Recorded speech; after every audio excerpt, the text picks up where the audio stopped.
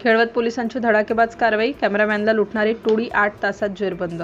लग्नाचे काम आटोपून परतणाऱ्या 2 कॅमेरामॅनना अडवून शस्त्राचा धाक दाखवत त्यांचे महागडे कॅमेरे लुटणाऱ्या टोळीचा केळवत पोलिसांनी अत्यंत वेगाने तपास करून केवळ 8 तासात पर्दाफाश केला. या कारवाईत पोलिसांनी 2 आरोपींना मध्य प्रदेशातील छिंदवाडा येथून अटक केली असून त्यांच्याकडून कारसह एकूण 9,90,000 रुपयांचा मुद्देमाल जप्त केला. मिळालेल्या माहितीनुसार तक्रारदार प्रणय गिरीधर हिवरकर आणि त्यांचे सहकारी गौरव रूपचंद गायधने हे 2 मे 2026 रोजी मध्यरात्री 12:15 सुमारास बोरगाव येथून फोटोग्राफीचे काम संपवून आपल्या मोटारसायकलने परत येत होते.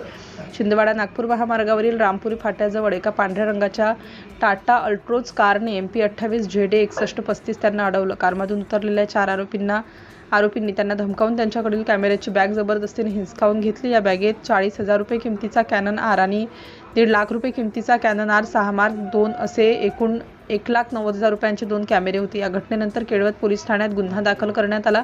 घटनेचे गांभीर्य ओळखून नागपूर ग्रामीणचे पोलीस अधीक्षक हर्ष पोद्दार, अप्पर पोलीस अधीक्षक अनिल मस्के आणि सहाय्यक पोलीस अधीक्षक सागर खर्डे यांच्या मार्गदर्शनाखाली तपासाची चक्रे वेगाने फिरवण्यात आली.